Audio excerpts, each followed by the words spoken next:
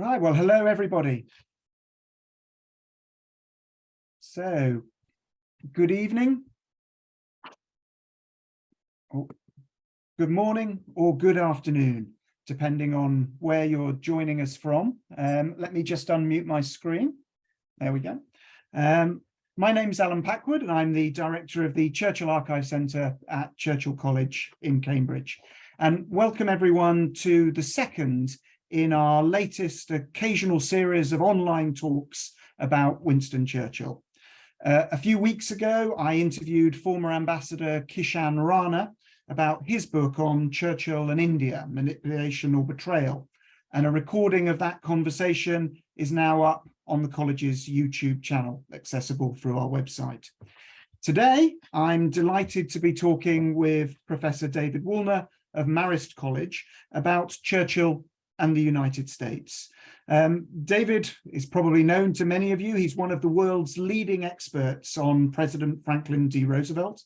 He's the senior fellow and resident historian of the Roosevelt Institute and a senior fellow of the Center for Civic Engagement at Bard College. He's also the author of the truly excellent book, The Last 100 Days, FDR at War and Peace, which I recommend to all of you. David's also contributed a chapter to the new Cambridge companion volume on Winston Churchill, which I'm editing and which will be out in January. But he's actually by far the most experienced editor of the two of us. He has edited at least 5 books, including Progressivism in America, Past, Present and Future in 2016, FDR's World War, Peace and Legacies in 2008, and FDR, the Vatican and the Roman Catholic Church in 2003. And I think he's working on a book for Palgrave Macmillan at the moment on the world of the Roosevelts. In addition to that, he's a member of the Scholarly Advisory Board of the Gilder Lehrman Institute of American History and has served as a historical consultant to the Ken Burns film, The Roosevelts, An Intimate History. So, David, welcome. Thank you, Alan. It's very kind of you, a kind introduction. Okay, so let me explain to everyone how this is going to work. What we're going to do is David and I are going to have a conversation for 30 minutes or so, I suspect. And while we do that, we encourage you to think of your own questions and comments and to post those in the Zoom Q&A channel, and we'll have plenty of time at the end to go through those. But I thought it was important for me to start by setting the scene and giving a little bit of context to our subject, which after all is an enormous one. Churchill had a lifelong relationship with America. His mother, Jenny Jerome, was born in Brooklyn, New York. His grandfather, Leonard, from whom Winston took his middle name, was the sort of buccaneering American businessman who made and lost fortunes. Churchill first visited the United States in 1895, aged just 20, en route to see action in Cuba, and he spent time exploring the American continent on extensive lecture tours in 1900 to 1901, 1929, and 1931 to 32.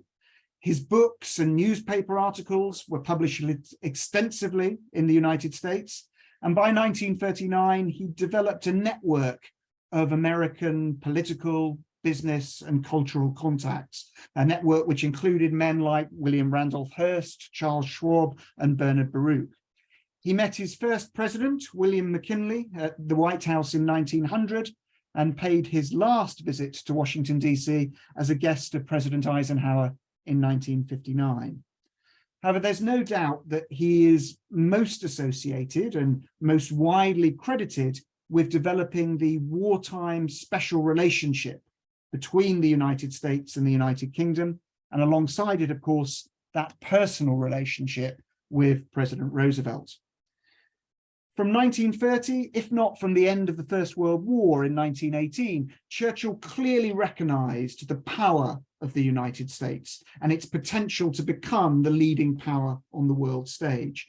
And while he didn't always see eye to eye with American policymakers, disagreeing over US isolationism, prohibition, American support for Ireland, reparations, and naval rivalry, to name just a few, he did consistently advocate closer relations between the two countries on the grounds of shared values and a common language, law, heritage, and culture.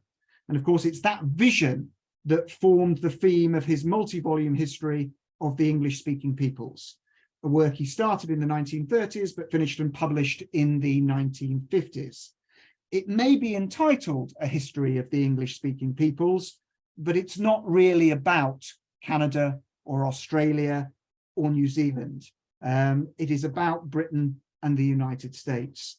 And to Churchill, this was the key political and strategic relationship, and the one that came to assume more importance, I think, over time for him as the balance shifted, the balance of power shifted across the Atlantic. In 1940, he was clear that Britain could not ultimately win without US support. And in 1955, his final advice to his cabinet on retirement was not to abandon the Americans, advice his successor, Anthony Eden, immediately ignored with the Suez Crisis. So that's the context. And of course, this is a subject that has been written about by many historians, by Martin Gilbert, Robert Pilpel, John Charmley, David Reynolds, Warren Kilnbill, and of course others. So how do we approach it slightly differently this evening? Well, I would argue that much of what has been written about this relationship from the British perspective, from the Churchillian perspective. And so one of the things that I want to do this evening is to turn the tables slightly and to look at Churchill from the American standpoint. And here I'm hoping, David, that you'll be able to be my guide. So if we get into it, let's look at Churchill then from the perspective of American policymakers, the American press and public in the 1930s. It's often argued that his American connections and visits had given him a better understanding of the United States than many of his contemporaries. But to what extent, David, do you think it's true? And to what extent was he seen as a particular friend of America prior to 1939, 1940? Well, thank you, Alan. And it's a very interesting and I think a quite accurate kind of summing up of Churchill's relationship with the United States in those years, and the importance of the United States, particularly from a strategic perspective to Churchill. The American view it actually, in many respects, mirrors Franklin Roosevelt's view. It's a kind of mixed picture.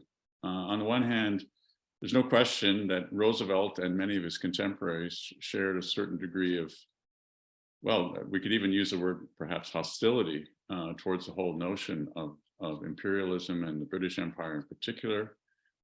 Britain was viewed with a great deal of suspicion in the United States. Britain was viewed as a competitive power and one that didn't necessarily, command the kind of trust and respect that we might have expected when we start thinking about things like the special relationship. On the other hand, and to a certain extent, Churchill was lumped into that picture because, of course, of his aristocratic background and his stature in England.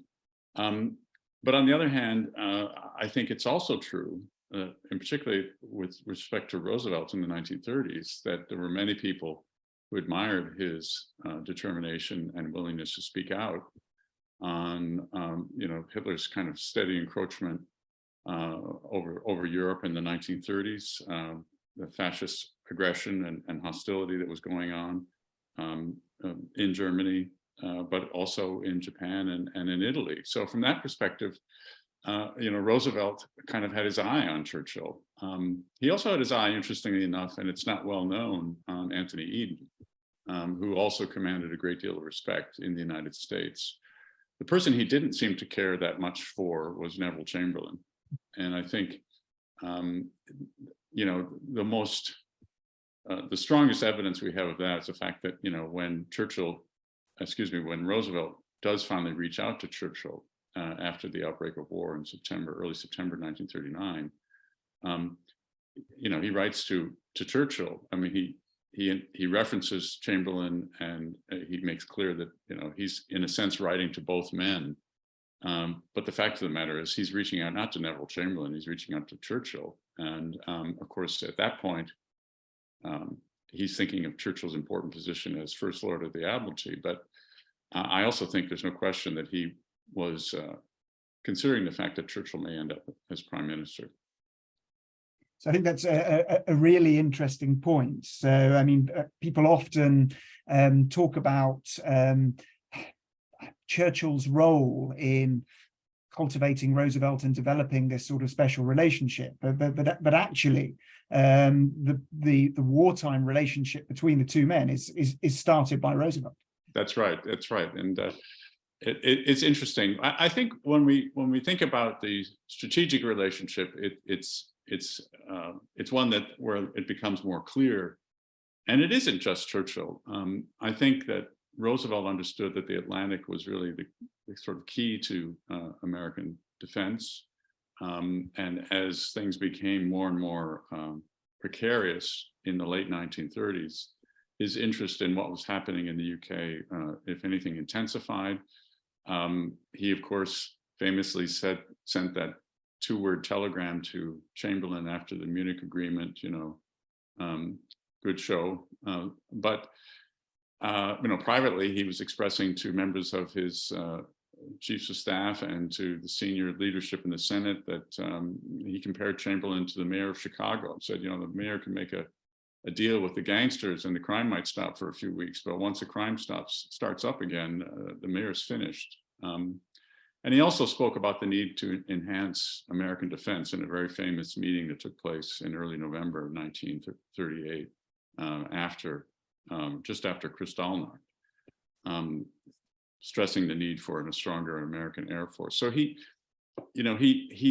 recognizes really right on through, I think, the 30s, the importance of Great Britain and the Atlantic to American security. And, he had an eye on politicians like Churchill, who seemed to have the kind of backbone that he felt the British needed. He was very concerned about what he perceived as weakness on the part of the British government in the 30s, which intensified, I think, particularly in the late 30s, which is one of the reasons why I think he was quite delighted when Churchill ultimately became Prime Minister. Well, we'll come on in a moment to that relationship during the Second World War. I just wanted, before we get to that, to pick up on something that you said. I mean, you talked about Churchill perhaps being seen in America as a British aristocrat. Of course, it's interesting that in the UK, he was often dismissed for his American ancestry and criticized. It was used to attack him. So, for example, the Conservative politician Rab Butler famously dismissed Churchill as a half-breed American and the greatest political adventurer of modern times. And I just wonder, so was Churchill in the United States just seen as a British aristocrat, a man who was typical of his class, a man, of course, who in the early 1930s had been a great opponent of home rule for India, or did they sort of claim him to some extent as one of their own? Did they see him as exuding American traits and characteristics? Well, he had a following in the United States. There's no question about it. And part of that stemmed from the fact that he was half American, and clearly his deep affection and interest in the United States, which is not only, one that he carried around in a sense from a contemporary political perspective, but as a historian and as a writer, of course, through his work in English-speaking peoples, for example. As you say, you're absolutely right. It's really a history of the United States and Great Britain, much more so than the Dominions.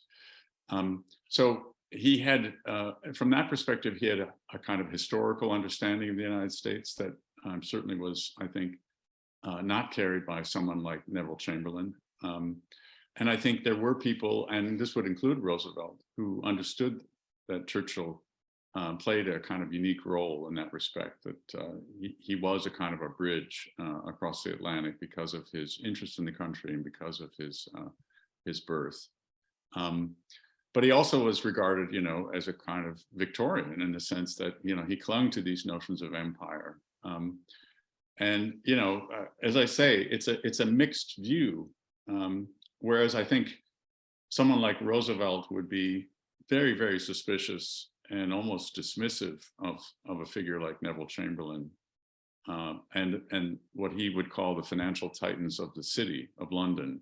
Roosevelt famously denounced in 1936 people that he called the economic royalists in the United States, who brought the country to ruin in 1929, which was something that a theme that he struck up again and again throughout the 30s, that they had brought the country to ruin. And I think he equated the financial titans of London and the city of London with the same sorts of people in the United States. So, you have these three sort of different points of view existing simultaneously. On the one hand, this distrust of the city of London, this sense that there was a certain amount of competitive duplicity on the part of Britain, an anti-imperial stance, which is, a long-running characteristic of the American worldview, but also in Churchill's case, an admiration for his pluck.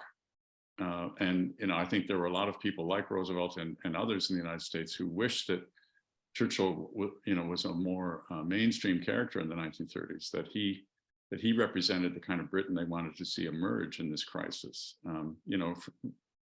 At one point, Roosevelt said, what the British need is a good stiff grog. They need to stiffen their spine in response to these dictator powers that are emerging around the world. So I think in that sense, Churchill is unique in the United States. Of course, Churchill was no stranger to grog, and of course, one of the things that is said about him when he becomes prime minister in 1940, certainly by elements of the British establishment, is that actually, he's a maverick, he's an opportunist, he might be unstable, he might lead us into sort of rash exploits, and this stemming back to the fact that here is a man who's changed parties twice, who's certainly never shied away from controversy. To what extent were Roosevelt and his inner circle sort of concerned about that aspect of Churchill's leadership? I'm glad you brought that up, because I failed to mention that is definitely an element in their thinking. They're withholding judgment on Churchill. There were some people who thought, that argued that Winston Churchill was essentially, to use the current, the parlance of the time, a drunk. Everything from that to that he's unpredictable. He's a maverick, as you say. A loose cannon would be another expression you might hear. And these were people that would be in Roosevelt's inner circle. But again, I think that there was enough consistency in Churchill's rhetoric, and Churchill himself reached out to Roosevelt at critical moments in the 30s, when Roosevelt made the certain pronouncements that he made in opposition to the rise of fascism. Churchill was always quick to send a note to Roosevelt endorsing these kinds of things, either directly or in the press. So I think from Roosevelt's perspective, he was, as I said, keeping his eye on Churchill and reserving judgment, sort of similar to what happened in 1940. When France fell, virtually everyone in Roosevelt's inner circle, including all of his military advisors, argued that Britain was finished and that we should follow this notion of kind of a fortress America, follow the advice of the American firsters and build up hemisphere defense, because Britain's not going to last much longer than France. And Roosevelt refused to give in to that point of view. He clung to the idea that Britain could hang on, and he sent that 3-person envoy mission over to London in August of 1940 and ultimately they consummated the destroyers for bases deal. Part of that, I think, stems from the fact that there was an admiration for Churchill's determination in the 30s that he had made clear through his speeches and writing in the United States. This was a man who was willing to stand up to Hitler. And I think the crowning moment actually for that point of view came with the Operation Catapult on July 3rd, 1940, when Churchill unleashed the British fleet.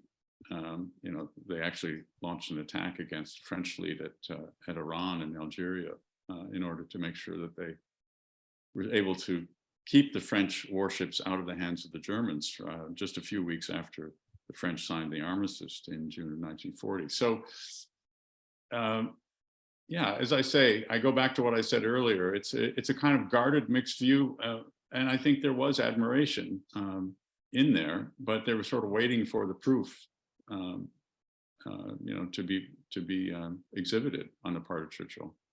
Okay, well, you brought us very nicely into the Second World War, and of course, Churchill went out of his way to court Roosevelt, famously remarking that no lover ever studied every whim of his mistress as I did those of President Roosevelt. And from 1939 onwards, in public and in private, he lost no opportunity to try and move American political and public opinion towards greater involvement in the war. His great wartime speeches, when you read them closely, are aimed as much at winning over the American audience as the British domestic one. And of course, as you've just said, he lavishes hospitality on Roosevelt's emissaries, and he bombards the president with telegrams and phone calls when he can. But really, to what effect? How successful do you feel Churchill really was in moving US opinion, in moving Roosevelt's opinion? How well did he read and influence the president and those around him, or actually was the pace being dictated from the White House? I think the pace was being dictated from the White House, more so than with Churchill. This is not to say that Churchill did not have influence and that Churchill's reaching out wasn't important. I think it was critical, actually. Particularly, as I said, in the summer of 1940, at that period in which, as I mentioned, Roosevelt was kind of withholding judgment on the British and on Churchill's leadership. In terms of Churchill's particular leadership, as I said, I think the Operation Catapult on July 3rd was very, very important. That sort of, what that did was confirm what he had said in his speeches, which is, the never surrender narrative. On the other hand, Roosevelt is operating out of American interests, and he recognizes that the fall of Great Britain, and particularly the loss of the Royal Navy, would be a complete catastrophe for the United States. And he is really kind of alone in the, on June 10th, 1940, he drew up a memo that indicated that his perception of how they were going to proceed in the war was in collaboration with the British, whereas his chief of staff by this point had written Britain off and wanted to make plans to defend the Americas from the Western Hemisphere. So Roosevelt was already, as you say, and as we mentioned before, he in a way he's already initiated the special relationship, because he recognizes from the very beginning the critical strategic importance of Great Britain to American security. So he wants to create this strong relationship. But on the other hand, I think Churchill is very important in confirming what Roosevelt was hoping would happen. And Churchill's repeated communication, his reassurance and willingness to publicly declare that Britain, was not going to give up the fight, even though behind the scenes, of course, there were always, conversations about what to do in case that was not possible. Certainly his public image and public standing in the United States was very strong in that question. And like I say, I think by September of 1940, Roosevelt's inclination had been confirmed, and confirmed in large part by Churchill's efforts to reassure the president that Britain, that he meant what he said, and that Britain was not going to give up this fight against the Nazis. And it's interesting because it's at that point that you get the American chiefs of staff actually reversing their view and agreeing with the president that the time had come to throw their weight behind the British. And that's when we get the destroyer for bases deal consummated. I think you also get then staff talks between the British and American military as well. That's right. You get the first staff talks actually in late August, and then you have the ABC-1 talks that followed in early 1941. So it's a reversal. I think all the way through this period that I think Churchill overestimated his own influence to a certain extent, and he certainly, I think to a certain extent, misread the American situation. I don't think he fully understood just how strong American isolationism was and what a challenge it was for the president.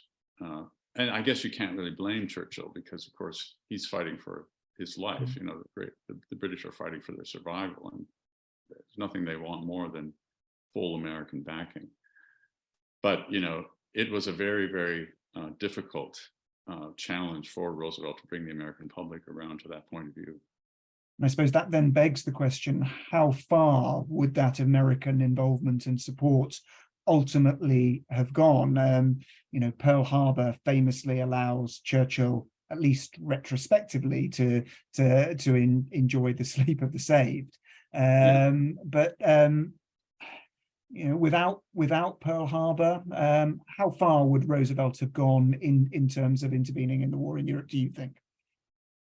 I think we don't know the answer to that question, but I think it's very plausible that the initial support would have been naval and air force alone, that he would not have sent ground troops in initially.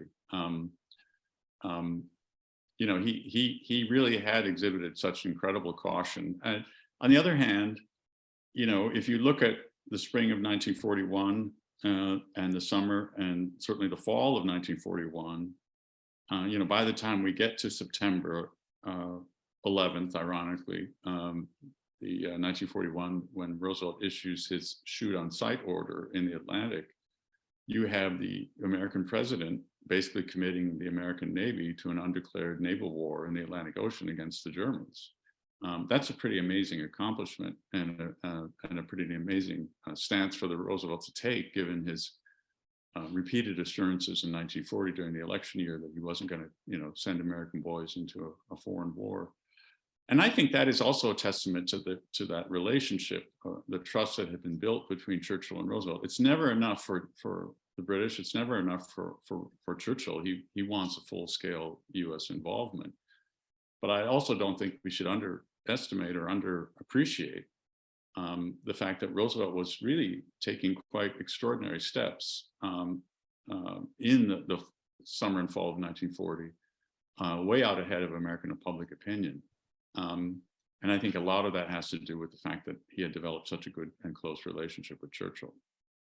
Okay, well, that brings us on perfectly to the personal relationship between the two men, and the question of, to use the courting analogy, whether this was a true union or whether it was a marriage of convenience, whether it was a shotgun wedding. Piers Brendan, my predecessor as keeper of the archives, and very distinguished historian, has written a wonderful passage which I think highlights some of the sort of the differences between the two men. And I thought I'd just read this out. Roosevelt was adulterous and respectable. Churchill was faithful and disreputable. Roosevelt was a virtuoso of dissimulation. Churchill found it hard not to speak his mind. Roosevelt enjoyed persiflage and raillery. Churchill preferred wit and irony. Roosevelt was irritated by the ceaseless pertinacity of Churchill's late-night harangues, and Churchill was bored by Roosevelt's stamp collection. Roosevelt was irrepressibly buoyant and delegated cheerfully. Churchill was hyperactive and would really have preferred both to direct the war and to fight it like his hero Napoleon. Roosevelt gave orders informally. Churchill was literally a dictator, conducting a war of words via busy secretaries and, as he put it, living from mouth to hand. Wonderful language from Piers, almost Churchillian, I think. But is that, I mean, how do those differences then impact on that personal relationship? Well, I think, they really truly did enjoy being in the same decade together, as was written. They truly enjoyed each other's company. Roosevelt enjoyed the company of famous personalities and famous people. And one of the things we haven't mentioned is, of course, a very important visit of the King and Queen in June of 1939, which is another indication, I think, of Roosevelt's absolute recognition of the importance of Great Britain to an American security. And that whole visit was orchestrated by Roosevelt to show the American people what he called the King and Queen's essential democracy, which was very important, of course, in a country that was a republic that had rejected colonialism and imperialism and didn't want to go to war to save the British Empire. So there's a kind of consistency there. In terms of their personal relationship, as I said, I think they really, really, truly enjoyed each other's company. There's no question about that. And I think there is this sort of, honeymoon period throughout 1941 in particular, when that famous visit to the White House in December of 1941, when they share the Christmas holidays together and so forth. They developed a truly extraordinary bond. Roosevelt, well, let's put it this way, Roosevelt definitely enjoyed Churchill's company, no question about it. But that doesn't change the underlying core characteristic of Roosevelt's personality and political stature. He is, I think it was Anthony Eden who said, no politician was more artful in trying to achieve the goal that he wanted to achieve. So I don't think Roosevelt ever took his eye off the ball in that sense. And there's a line in The Last 100 Days. An intelligence analyst was speaking to, or writing a memo about American versus British and power and position in the world. And he basically said we must achieve a kind of dominant influence that power demands. And I think in a sort of macro sense, what really is happening in the Second World War is a transition from a world that was dominated by the British Empire and by what's often referred to as the Pax Britannica to a world that is essentially led by American security. And I think Roosevelt was aware of that all the way through. And so while on the one hand, he certainly enjoyed Churchill's company, there was no way that Churchill was going to alter in any profound way Roosevelt's fundamental worldview, that the world that had to emerge after the Second World War was a world that was not going to be based on British imperialism and notions of colonialism, et cetera, but a world that was founded on, an American-led multilateral economic and security system that embraced what he famously called the four freedoms in 1941: freedom of speech and expression, freedom of worship, freedom from fear, freedom from want. And you can see this, not only through the articulation of the four freedoms and then the Atlantic Charter. They are crafting a vision for the future. They're doing it together. But I think Roosevelt's commitment to that future world really required him moving beyond Churchill. And, for example, making sure that the Soviet Union was brought into the so-called family of nations, et cetera. And so their relationship, while very warm, did not necessarily mean that Roosevelt was going to be influenced by Churchill to fundamentally change his worldview. I mean, there were certainly very different visions for the post-war world. Roosevelt advocating the United Nations, of course, while Churchill is still playing realpolitik with Stalin and dividing the Balkans into Russian and British spheres of influence with the famous percentages agreement. At the time of the 1945 general election, of course, after Roosevelt's death, Churchill's doctor, Lord Moran, told him that there were two opposing ideas in the country, and that universal gratitude to him, Churchill, was tempered by the notion that he was not keen on this brave new world business. And of course, Churchill famously replied, "The desire for a new world is nothing like universal, the gratitude is." And of course, he was wrong in the sense that his electoral defeat quickly followed. But part of Churchill's vision for the post-war world was this ever closer union of the English-speaking peoples. It's something that he advocates very clearly when he accepts his honorary degree at Harvard University in September 1943. And of course, it's the main theme of his speech at Westminster College, Fulton, Missouri in March 1946, in what has since become known as the Iron Curtain speech. How was that vision, Churchill's vision for the closer British and American union, sort of continuing a political and military alliance underneath, but almost also independent of the United Nations? How was that seen in America? Was it seen as the last gasp of British imperialism, or is it seen as something that does provide a genuine basis for post-war security? I think that's a very important question. In one sense, and I write about this in the chapter in the book, because you have this vision of what Churchill referred to as the English-speaking peoples, and a kind of notion almost of an Anglo-Saxon race that is shares a certain commonality around the world. And to a certain extent, I think Roosevelt shared that view that the English-speaking world did have a special kind of unique responsibility to promote democracy and the rule of law and kind of Western values that had been developed over the centuries. And I think to Churchill's credit, I think his references to the English-speaking peoples evolved over time, much like his view of empire. I think is as Richard Toy has mentioned, it's more complex than maybe the public pronouncements would suggest.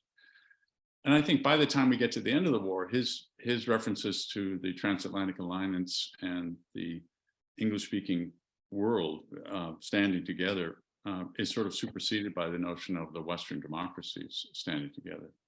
The one thing that I do think that comes out of all of this notion of the special relationship is the importance of the transatlantic alliance. And I really think that whereas, it's kind of easy to dismiss the notion of a special relationship in today's world between Britain and the United States as a kind of arcane idea that came out of the war that is no longer valid. I really don't think that's the case. I think that if we look at the world and the challenges we're facing today, a world in which, as President Biden said, we're in a struggle between democracy and autocracy, and a world in which Russia has launched an unprovoked war against Ukraine, you have a recognition on the importance of that transatlantic relationship, which is now represented, of course, much more by NATO than solely by the Anglo-American relationship. But nevertheless, the Anglo-American relationship, the relationship between the United States and Britain, is incredibly important, even today. And vestiges of the special relationship are still quite strong. I mean, we can think about things like the Five Eyes intelligence sharing agreements that came out of the post-war world that are still very strong and in existence. So, this kind of fraternity that Churchill is talking about in his original conception of a fraternity of English-speaking peoples, if you think of it as a fraternity of democracies around the world, it remains just as relevant today as it did when Churchill first articulated the idea. So as we've come up to the present day, I suppose then the question would be, how is Churchill seen in the United States today? Obviously, we're at a point now where the wartime generation is sadly disappearing from the stage. we're at a point, I think, where there is, many of the institutions that were set up in 1945 to guarantee the sort of post-war order and security are being increasingly questioned or challenged and dismantled. Where does that leave sort of Churchill's legacy in America? He still has I think he still has a very strong legacy in America. He's still widely admired by a good swath of the American people. On the other hand, the United States has become so partisan in the last 10 or 15 years, and even more so in recent years, that Churchill is sort of more claimed by the conservative side of the political divide than by the liberal side. Part of that, as you say, is due to the fact that the generation that fought and lived through the Second World War is leaving us. Part of that is due to this partisan nature that I mentioned. And part of it is due to, the new generation that is revisiting historical figures and looking at them with a more critical eye in terms of their stance on race and other imperialism and other issues. But I think that this emergence of this conversation that's going on about the struggle between democracy and autocracy has, in a way, breathed new life into Winston Churchill, because his eloquence on that question is really unparalleled, and I think you're finding people returning to Churchill, and not only to Churchill but also to Roosevelt in the wake of what's happened in the past year. It's interesting that the American government, passed the Aid to Ukraine Act, calling it the Lend-Lease Act.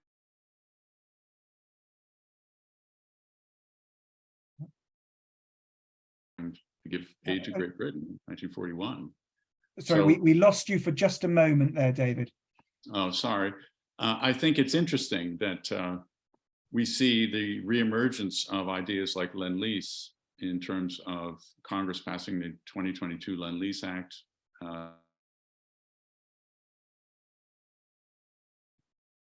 Okay, and we've just lost David again, unfortunately. I suspect it may be something to do with the weather in New York State, because I know we have snow up there. I'm just going to give him a moment to see if he can come back in. David, if you can hear me, you're frozen on the screen at the moment.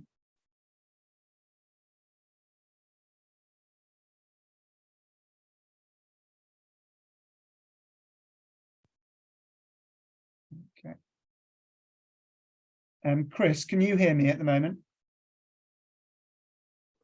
Yes, I can. Okay, so it's David we've lost.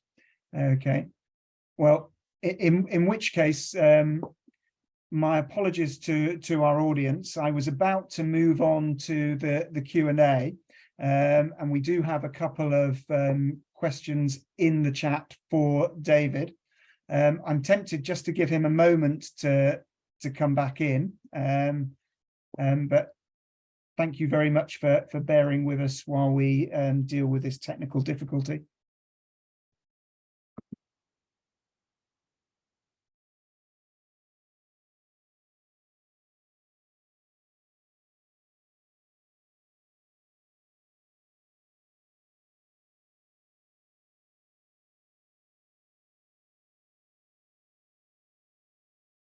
Okay, well, sadly, it looks as though we have lost David. In which case, what we will do is I will take the questions that have come into the Q&A, and I will try and put them to David separately, and we'll get his answers to those, and we will add those to the recording of the conversation that we've just had, and we will make all of that available online. But thank you all so much for tuning in to, I speak too soon. David is back, I think, and connecting now. Hello, David. Sorry about that. No, that's okay. I was about to give up and to say that we would record the Q&A separately with you, but it's fantastic to see you back. And I think an opportune moment to move to the questions that we have from the audience. So we have a question, first of all, from DK Gurel. Question is, can you describe the relationship between Churchill and Roosevelt during World War I, when FDR was Navy Undersecretary? And I should say, of course, that the fact that both men had played such prominent roles in the Navy, with Churchill becoming British First Lord of the Admiralty twice, beginning of the First and Second World Wars, led in the Second World War to Roosevelt to use the term naval person and former naval person in his communications to Churchill. But relationship in the First World War, David? Well, very interesting and a very good question.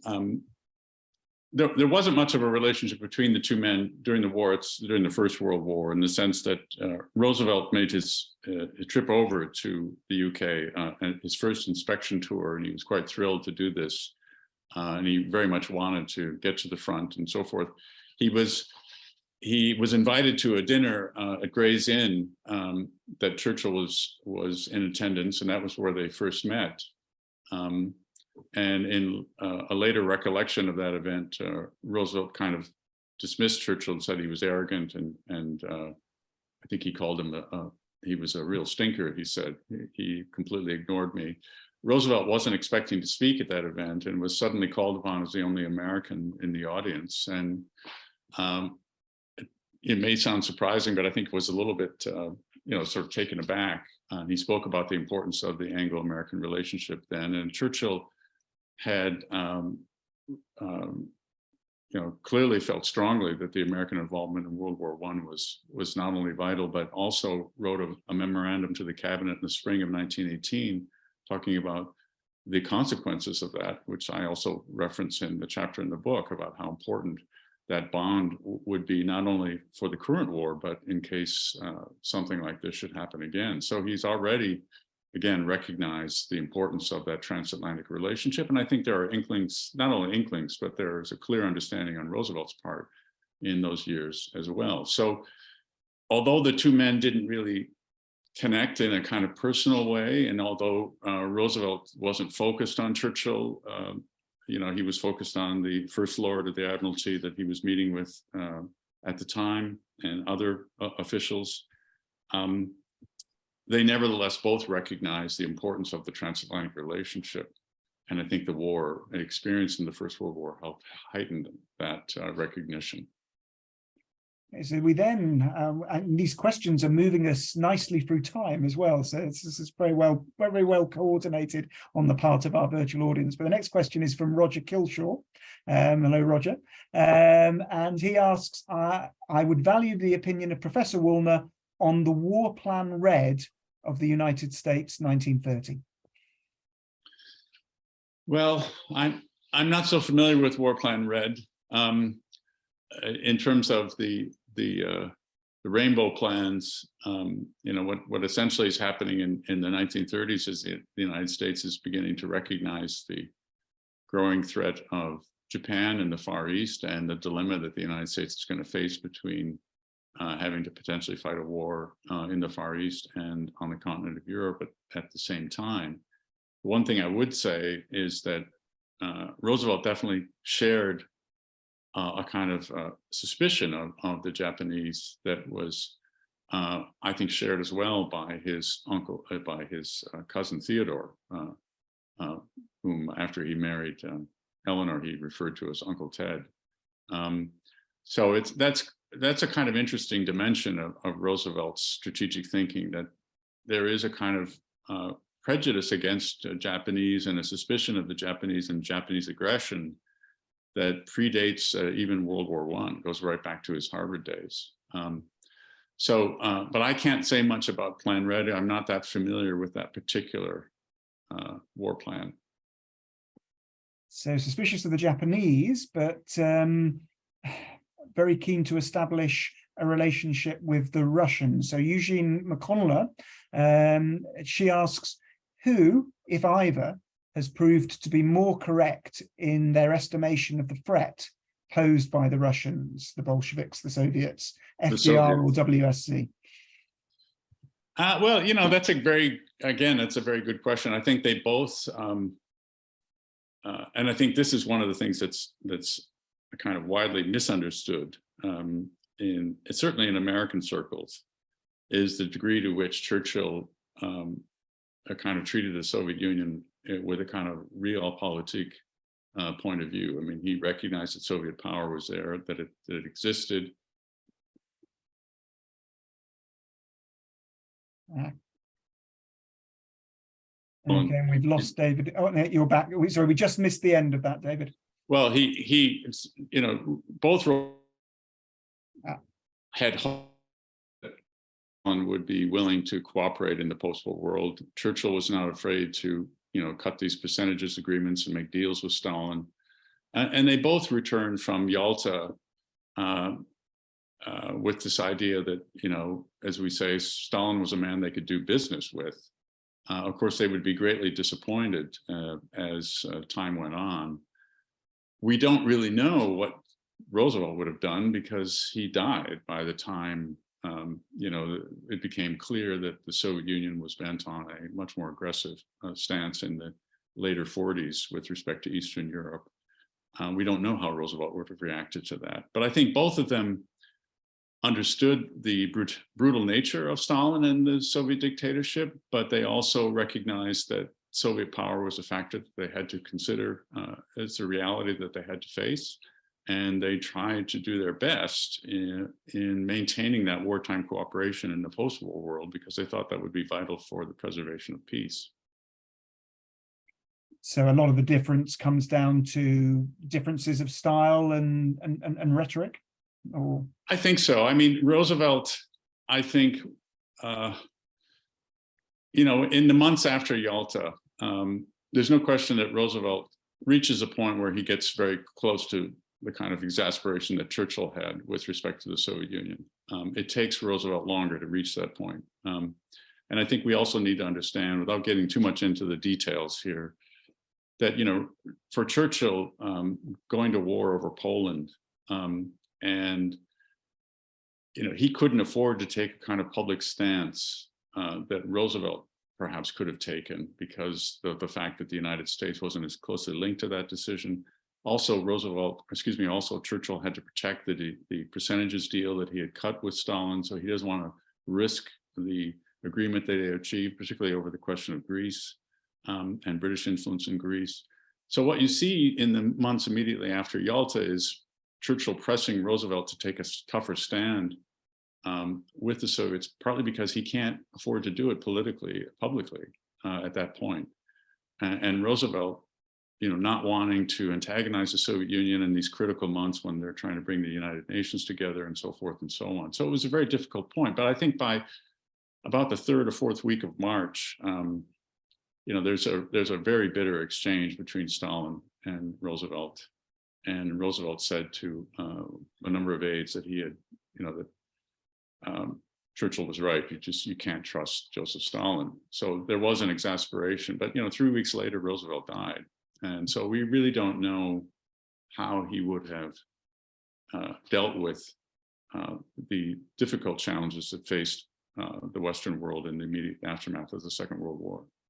And of course, at that point in sort of March 1945, Churchill is also having to deal with British domestic politics. And it's interesting that, he's being hammered in the House of Commons by the Conservative Party for not opposing Stalin strongly enough over Poland, and at the same time is being criticised by the Labour Party and by the Americans for his support of the forces, the Greek nationalist forces fighting the communist rebels in Greece. So it's, as you say, a very interesting time.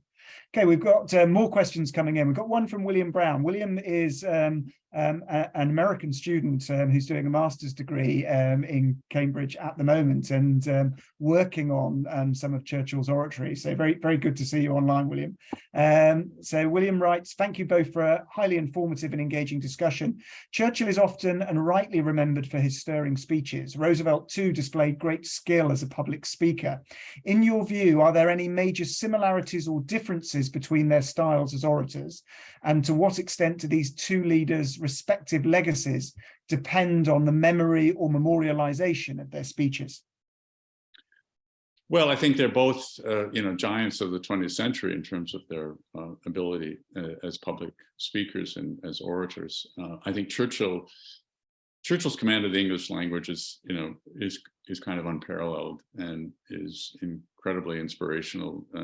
Reading it to this day. Roosevelt, on the other hand, had a style of speaking that was much more conversational and much more down to earth, but in some ways was just as powerful.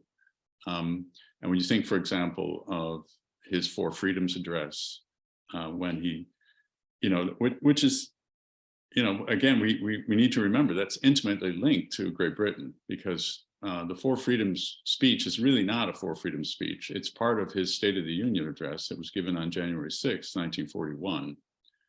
And he went before Congress in the State of the Union to ask for the appropriations needed to support Lend-Lease.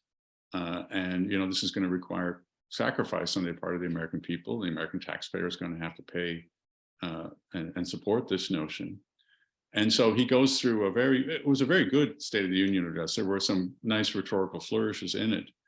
But at the end, he asks a kind of rhetorical question. He says, why should we do this? Why should we do this? And that's when he says, in future days, which we seek to make secure, we look forward to a world founded on four fundamental human freedoms. And then that great voice of his, the first is freedom of speech and expression everywhere in the world, right?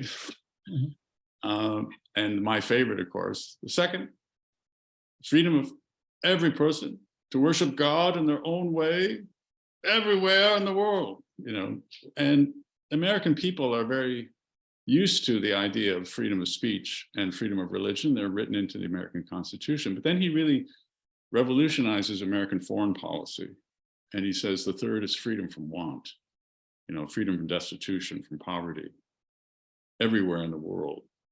And the final, of course, freedom from fear, so that no nation may fear an act of physical aggression by any neighbor anywhere in the world.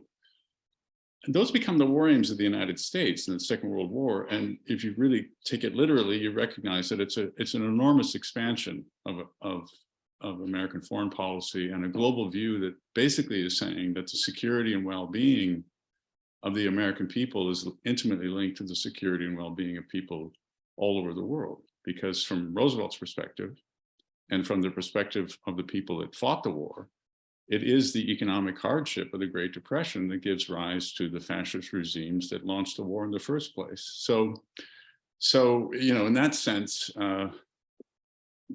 Roosevelt's dedicating himself to this new vision, this new world order that he thinks is fundamental to maintaining the peace after the war. And I think his ability to articulate that in language that the average person could understand is quite extraordinary. So both very effective orators, both very conscious of the power of words, and both clearly using words to sort of shape their legacy. Very different styles, though. I mean, coming back to sort of William's question, I came across some correspondence in the Churchill papers a few weeks ago. I think it's a letter that Winston writes to Clementine in the 1930s, where he says that his son Randolph is training him and trying to persuade him to adopt a new style of public speaking, which is more of the fireside chat than the sort of powerful sort of rhetoric that we associate with Winston Churchill. And I have to say, I think it was probably a good thing that Churchill didn't go down that route. I mean, I think his speeches in the summer of 1940 would have been would have been very different if delivered in the style of fireside chats. Yeah, I agree. That was their strength.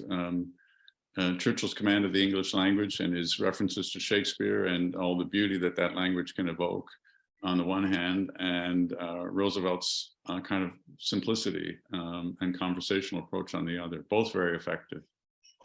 And you know, talking of sort of communication and words, of course, Roosevelt sends to Churchill a letter that he writes on Inauguration Day, 1941, having become president for this unprecedented third term, where he quotes the Longfellow verse, the sailing of the ship. Sail on, O ship of state, sail on, O Union, strong and great. Humanity with all its fears, with all the hope of future years, is hanging breathless on thy fate. So Eugene McConnell asks, how would you decode that letter sent by Roosevelt? What message was he sending? He's sending the message to hang on. If you look at the situation that was existed in February of 1941 and early 41, you know, we still have yet to see the German invasion of the Soviet Union. The British are struggling against the increasingly devastating bombing of London. And there was a great deal of expectation that there might be a renewed attempt in the spring of 41 for the British, for Hitler to invade Britain. And, you know, here's Roosevelt on the eve of trying to pass the Lend-Lease Act, which is going to be this lifeline that the British need to carry on the war. So I think the message is to hang on. And it's also, you know, a message of admiration that the British are standing up under this tremendous pressure. And it, in a way, it climaxes with his May 27th, another fireside chat where he declares that the United States is in the midst of an unprecedented national emergency. A speech, by the way, that was greatly disappointing to Churchill because he was hoping it would be a declaration of war. But unfortunately, Roosevelt wasn't at that point yet. But it's all part of this springtime effort to make sure that the British hang on. And I've always got the sense with that letter, well, two things. First, that of course, the fact that Roosevelt sends Wendell Willkie over to hand deliver this letter to Churchill, I think is significant because it means that it's a sort of bipartisan statement of support after all of the sort of divisions of the American presidential election campaign. But then I think there also must have been a tacit understanding between Roosevelt and Churchill that Churchill was free to use this letter, because of course he does with great effect. On the 9th of February 1941, just a few weeks later, he broadcasts it back across the Atlantic, quotes the verse by Longfellow, and then says, what's the answer that I should give? Here is my answer, give us the tools and we will finish the job. But am I right in that? I mean, do you think Roosevelt knew that Churchill would use it? Yes, I think he suspected that Churchill would use it, and I think it's very interesting that whole exchange has, you know, was re-articulated in the American press in advance of the Congress's passing the 2022 Lend-Lease Act for Ukraine. Churchill was widely quoted to give us the speech where he says, or the address where he says, "Give us the tools and we will finish the job," was quoted quite heavily in the American press in the argument that the United States and the Western allies should give the tools that the Ukrainians need to defend themselves as well. So no, I think there's every likelihood that Roosevelt understood that Churchill may have used that Longfellow poem to help bolster his effort to get Lend-Lease through Congress. And it's a good example of how their friendship and collaboration and communication really served both nations well. That's a classic example of that relationship. And perhaps difficult to imagine our contemporary politicians communicating through sort of literature and poetry in the same way. But we have a final question from Fevrej. I hope I'm pronouncing that correctly, which does bring us back into contemporary waters. So he writes, some of the institutions promoted by Churchill, like the Council of Europe and the European Court of Human Rights, are not supported, to say the least, by the Conservative Party. How would Churchill view this reversal of opinion within the Conservative circles? Well, if I come in first of all on that one, I mean, I think this whole issue of sort of Churchill and Brexit, Churchill and Europe, is something, of course, we could have, and I hopefully will have, another one of these sessions about. I think, of course, the important thing, and this is where you may be able to comment, David, is to see Churchill's position in 1946 and the late 1940s in the context of the times. I mean, it is interesting that Churchill, of course, is talking about greater Anglo-American unity at this point, but he is also supporting the idea of greater European Union. It's not entirely clear where he sees Britain in this, and I think he is sort of deliberately ambiguous or lacking in detail to some extent on that. But he's certainly, promoting the development of these institutions in Europe, because he's doing it against the backdrop of Stalin's domination of Eastern Europe, and doing it as a means of sort of strengthening the Western alliance. And I think, people ask me, can you reconcile Churchill's Atlanticism with his Europeanism in the late 1940s? And actually, I think very clearly that they're two sides of the same coin and have to be seen within the context of the time. But do you want to comment, David?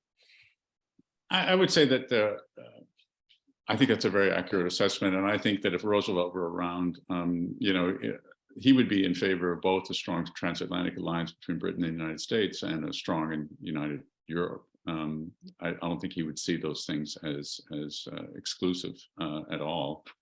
One suspects that Roosevelt probably would have been opposed to Brexit, wanting to have a strong, in the context of the time, particularly now when you see the recent aggression on the part of Russia, wanting to have a strong Europe and recognizing that Great Britain is a key player in European strength. But of course, he's not around to speak, so I shouldn't speculate on what Roosevelt would think. But no, I think your assessment of Churchill's, the context of the time, is very important and right on the money. Well, we've ranged over an enormous amount of ground. David, I'm incredibly grateful to you for taking so much time today. There are still questions coming in, but I think we should probably draw a line here. It falls on me, of course, to remind everyone who does want to hear more from David to buy the book, The Last 100 Days. As I said at the beginning, we can really recommend it. It's a great read. And also, of course, in January, to look out for the Cambridge University Press companion to Sir Winston Churchill, in which David has a chapter which explores some of the themes that we've been talking about this evening. So thank you all very much for joining, and David, thank you so much for your time, your expertise, and your eloquence. And I hope we'll be able to do this again soon, in person or online or both. Thank you, Alan. It's been my pleasure. Okay. Thank you all very much. Take care. Bye. Bye-bye.